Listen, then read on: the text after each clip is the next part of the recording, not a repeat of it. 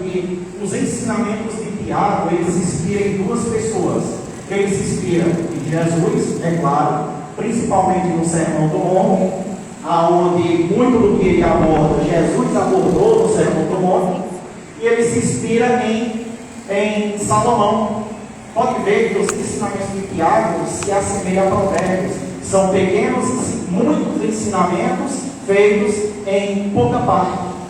É muita coisa sendo ensinada, uma coisa que diretamente não tem nada a ver uma com a outra, mas quando vamos olhar o contexto, tudo se encaixa, né? A gente vê isso, a mesma coisa em Provérbios. Mas qual é o propósito geral de Tiago? O propósito geral de Tiago é desafiar o modo que a gente vive. Ele está desafiando a igreja, o crente, a mudar a posição, a mudar a forma que age com a sua fé, a mudar a forma que age com a igreja, a forma que age com Deus, a forma que age com os irmãos, a forma que age com os que estão lá fora. Ele está desafiando a ter um avivamento, uma restauração no meio do povo de Deus, porque do jeito que estava no tempo dele, não dava para continuar. E a gente viu durante toda a história hoje na escola dominical a quantidade de avivamentos que Deus trouxe para a sua igreja. Muitos avivamentos, porque Deus ainda tem propósito com a igreja. Deus não abandonou a igreja é projeto de Deus, assim como a família é projeto de Deus, a igreja é projeto de Deus, a salvação é projeto de Deus. Tudo que Ele prometeu, Ele vai cumprir. Se Ele prometeu que ia vir, Ele veio. Se Ele prometeu que ia morrer na cruz, Ele morreu. Se Ele prometeu que ia ressuscitar, ressuscitou. Mas se Ele prometeu que vai voltar, pode esperar. Ele vai voltar. Ele vai voltar e vai cumprir a sua promessa, que diz que a noiva estará com Ele para sempre. Amém? Glória seja ao nome do Senhor. E lá no capítulo 2, Tiago vai abordar algumas passagens sobre a nossa fé que necessita de obras. E ele vai falar sobre a fé de Abraão. No versículo 23 ele disse: e cumpriu-se a escritura que diz: e creu Abraão em Deus, e foi imputado como justiça, e foi chamado de amigo de Deus. Eu já vi uma pregação onde o pregador não foi muito feliz, quando ele disse que nós, eu, vocês, somos mais que Abraão, porque Abraão era só amigo de Deus, mas nós somos filhos. Mas o que é ser amigo de Deus? O que é uma pessoa ser amigo do Pai, do Criador? Levanta a mão aqui todos que têm mãe e pai. Todos. Não, todos é todos. Alguém nasceu de alguém, né? Todos é todos. Todos aqui têm mãe e pai. Ou eles estão aqui ou eles estão na glória, mas todos têm mãe e pai. Mas quem já foi amigo do seu pai?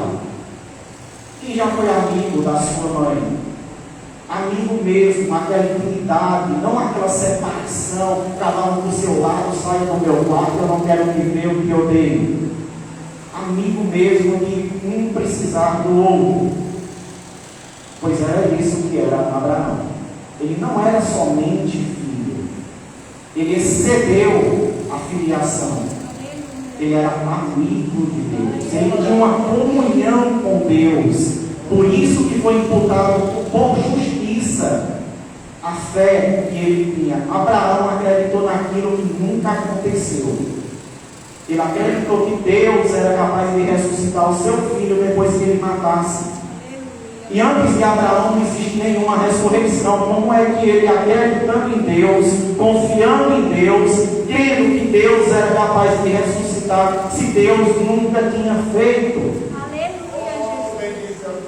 É por isso que a fé é o firme fundamento das coisas que não se vê e a certeza e a certeza daquilo que se é o contrário, do que se espera.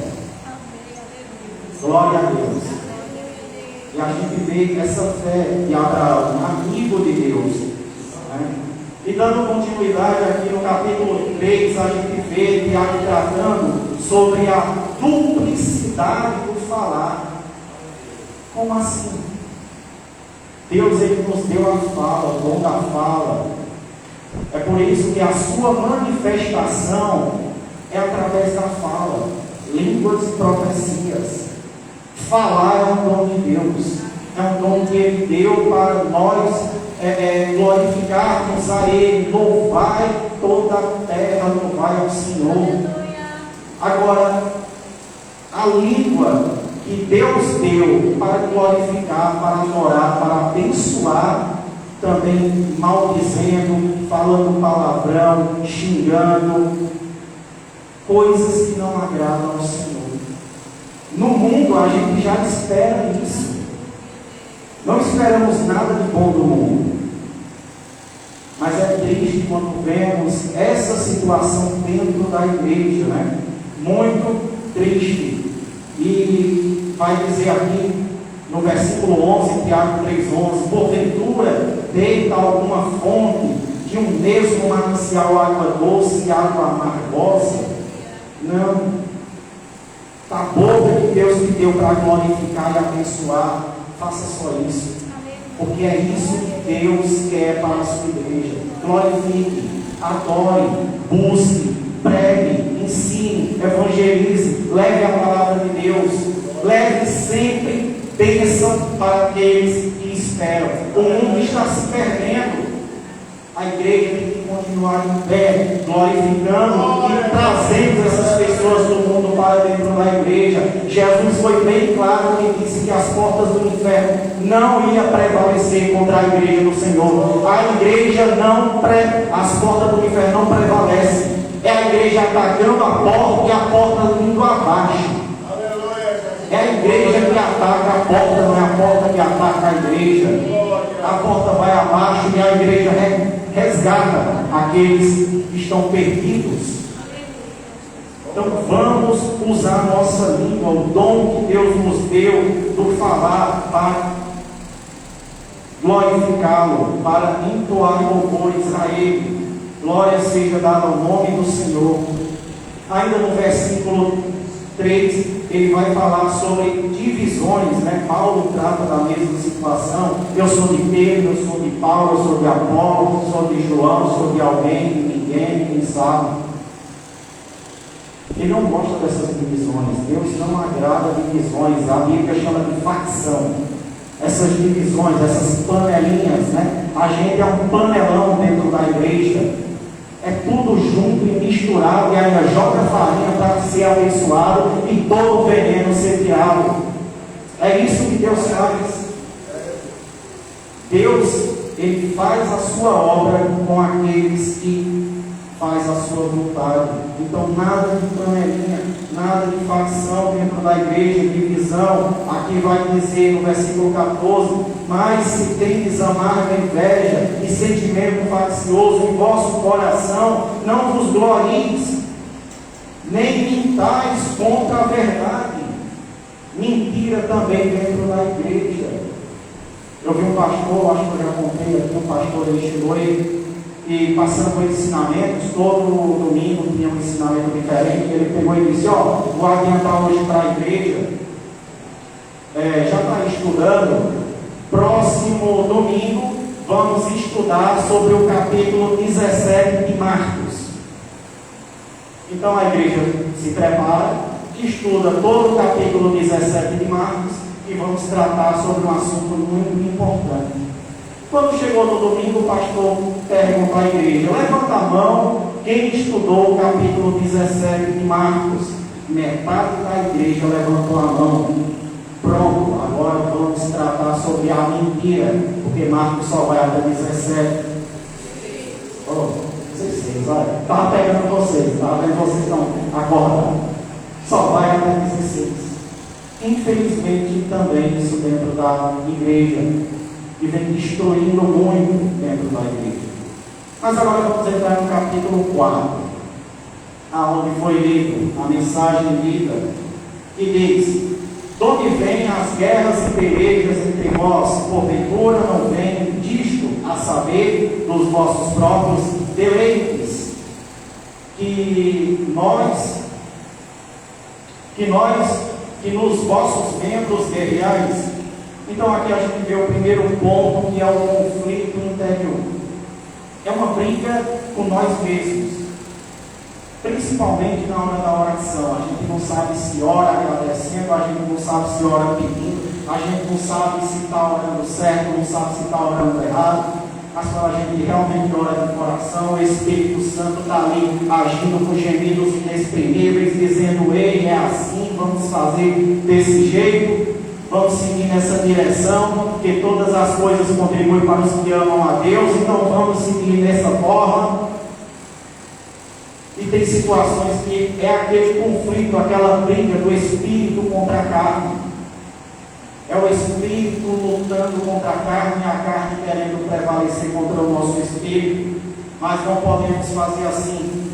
A Bíblia fala sobre desejos egoístas, as nossas orações através de desejos egoístas, aqueles desejos que o nosso coração ele trata além da nossa espiritualidade. Jeremias 17:9 fala que enganoso é o coração, mais do que qualquer outras coisas. Foi tratado hoje aqui a irmã Jaqueline falando sobre o coração, que era enganoso na hora da escolha do rei. E chega Samuel, vê lá o filho de Jessé, bonitão, altão, forte, e diz: esse aqui é o rei. Esse daqui tem que ser o nosso rei. Foi esse que Deus escolheu. E Deus disse: não, eu não escolhi esse não. Passou outro. Tem mais não? Tem um maguinho, ruivo, lá no canto, tem sujo. Pronto, vamos lá. É esse que Deus tem escolhido. Esse é que é segundo o coração de Deus. Não segundo o coração dos homens, como foi Saul, segundo a escolha dos homens, segundo a vontade dos homens. Mas esse é segundo a vontade de Deus, a escolha de Deus, o propósito de Deus, porque o reinado eterno está firmado sobre ele, porque vai vir Cristo para reinar no trono de Davi para sempre, assim como profetizou Daniel no capítulo 7. Então a gente vê que a nossa cobiça, os nossos desejos carnais interferem até nas nossas orações. A raiz de todos os conflitos e todo o mal é o nosso coração, principalmente quando está afastado de Deus, porque é a partir do nosso coração que desejamos o que é errado. Jesus ele vai tratar isso em Mateus capítulo 5, quando diz: não matarás, não adulterarás, não jurares falsamente. Ele está tratando isso não de forma física. Você acha que matar é só tirar a vida? Não. O mal já começa quando você planeja matar alguém. O mal já começa quando você planeja adulterar. Nem que não dê certo, planejou, já cometeu mal no seu coração, já cometeu um pecado desde o princípio do planejamento.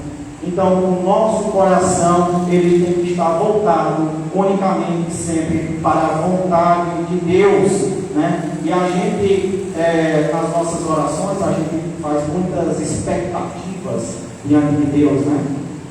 Principalmente quando vemos que temos aquela amizade com Deus, aquela aproximação, e fazemos expectativas. Eu vou pedir um carro, uma casa, eu vou pedir dinheiro, um bom emprego, tá? É pecado isso? Sim ou não? É não, né? Mas se eu coloco isso em primeiro lugar além de Deus, é pecado ou não? C.S. Lewis ele disse certa vez: se eu encontro em mim um desejo que nenhuma experiência desse mundo possa satisfazer, a explicação é bem provável, é que eu não faço parte desse mundo. C.S. Lewis está dizendo: esse mundo não tem nada que possa me oferecer que seja maior do que Deus. Não existe nada nesse mundo que seja maior do que aquele que me colocou nele. Não tem. E tem situações que a gente deseja, busca, coloca em primeiro lugar essas situações, esquece da vontade de Deus, da palavra de Deus, esquece da presença, da comunhão com os irmãos, se dedica bastante às coisas que o mundo oferece, e esquece das coisas que Deus já nos deu, e a salvação através do sangue do Cordeiro. A gente fica buscando algo, tendo algo já com a gente, dado por Deus, né? E isso destrói muito as nossas orações, destrói muito a nossa comunhão com o Senhor, né? E a amizade com Deus a gente constrói através do oração e a leitura da palavra. E tem muitos que têm uma vida de oração, ora muito e noite, mas não tem comunhão com Deus. As orações é como o Tiago fala aqui: cobiçais e nada tendes, pedi e não recebeis. Eu oro há tanto tempo por isso, por que eu ainda não recebi? Vamos examinar. Será que eu estou orando direito? Será que eu estou obedecendo os propósitos de Deus? Será que eu estou no centro da vontade de Deus? Ou eu estou cortando o caminho, né? Como fez Abraão, cortando o caminho, né? Se envolvendo com o outro, ou como fez muitos do povo de Deus, que cortavam o caminho querendo a satisfação daquela promessa mais rápido, né? E não podemos fazer dessa forma. Então a gente vê que não é pecado desejar coisas boas. Lá em Mateus 10, 37, vai dizer: se você ama mais a seu pai, sua mãe, sua mulher, seu marido, seus filhos, mais do que a mim, não é digno de mim. E Jesus, ele usava muito desse extremo para ensinar algo simples. Se ele está dizendo que se eu amar mais as pessoas do meu redor, o sangue do meu sangue, mais do que a Deus, eu não serei digno de Deus. Imagine se eu amar coisas, imagine se eu amar posições ministeriais, posições na empresa, um cargo na empresa. Se eu amar mais isso do que a Deus, não serei digno de estar na presença de Deus, e não serei digno de Deus estar comigo, nunca, né? E aí ele vai dizer lá no capítulo 4, adúlteros e adúlteras, né? Em outra tradução, infiéis. Jesus, ele morreu na cruz para ter uma comunhão com o seu povo, para ter um relacionamento. A morte de Jesus na cruz foi um casamento, um noivado, no caso, um noivado com a sua igreja. O casamento será no céu, as bodas. Mas para ter esse relacionamento. E no momento que eu trago a confiança de Jesus, eu estou adulterando, mudando, trocando, saindo da vontade dele e indo para a vontade do meu coração. E não saber se inimizade, que a amizade do mundo é inimizade contra Deus. A Bíblia vai tratar da palavra mundo em 4 perspectivas. Tem o mundo material, a matéria, o universo e tudo, quando a Bíblia está falando de mundo. Tem o mundo geográfico, localização, ele estava no mundo, né? Toda a terra louve ao Senhor, geográfico. Tem o mundo pessoas, né? O mundo não percebeu. E tem o mundo sistema, e é isso que Tiago está tratando aqui.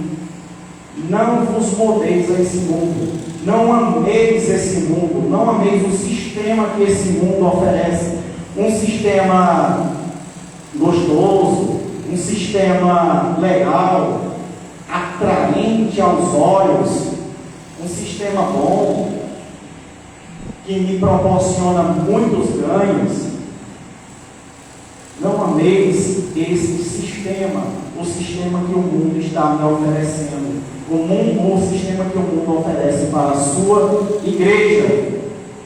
E ele começa com as promessas. Ele começa: como eu vou resistir a esse sistema?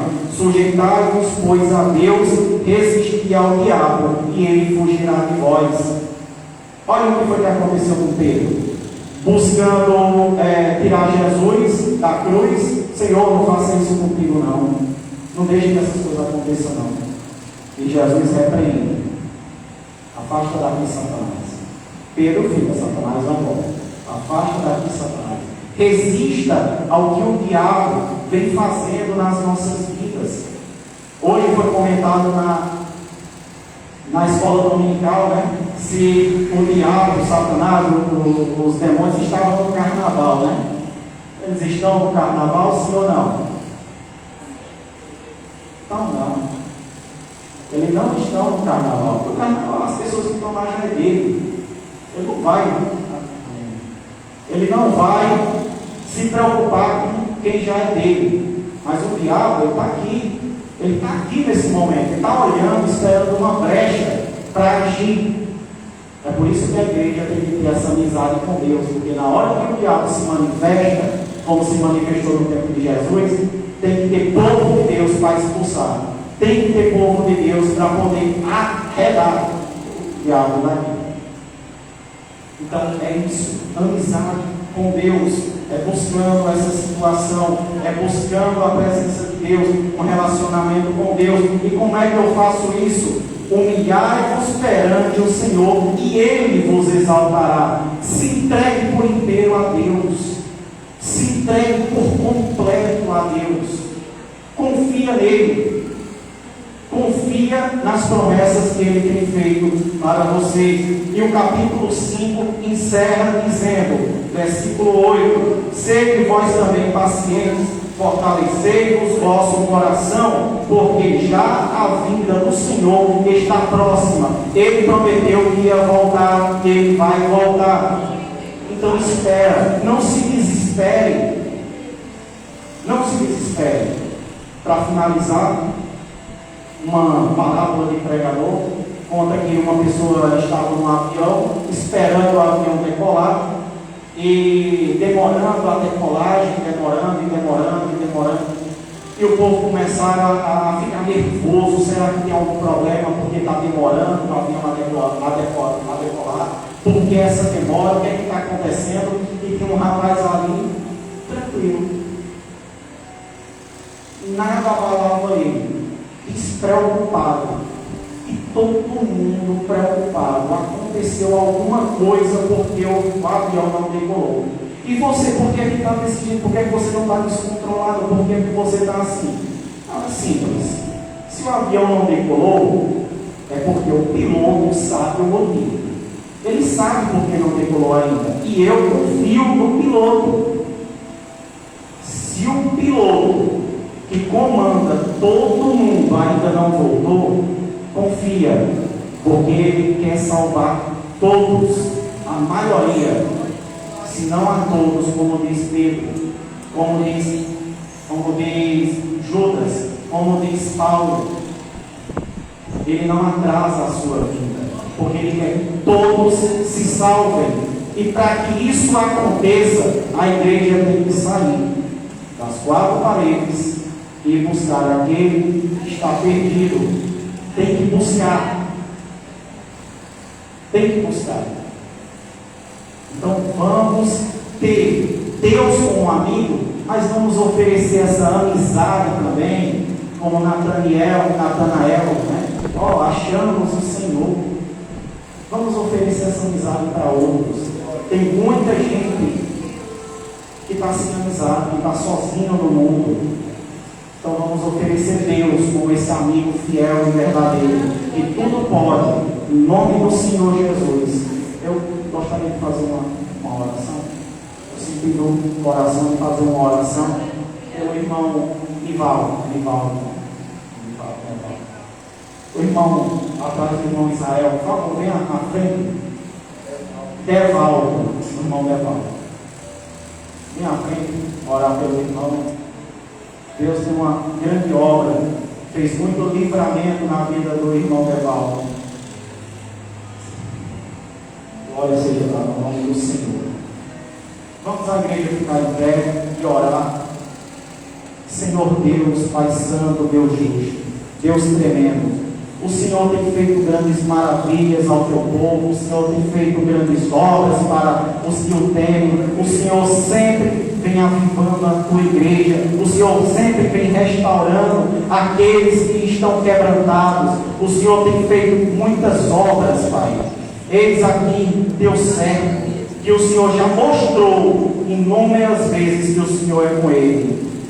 Cura, Senhor, derrama sobre ele qualquer tipo de cura em relação a qualquer tipo de enfermidade, seja física, espiritual, não importa, mas cura ele, Senhor, de todo mal, protege, livra, Senhor, das garras daquele que é contra as nossas almas. Senhor, meu Deus e Pai, faz a tua obra, porque o Senhor é grande. Faz, Senhor, conforme a tua vontade, porque o Senhor é tremendo. A Bíblia diz que nada compadece diante da tua vontade, que nada supera a tua vontade, que nada vai além da tua vontade, e que as promessas que o Senhor tem para todos aqueles que o temem e serão cumpridas conforme a tua vontade, no nome do Senhor Jesus, que vive e que reina para todos sempre. Amém. Agradeço a todos e a paz do Senhor.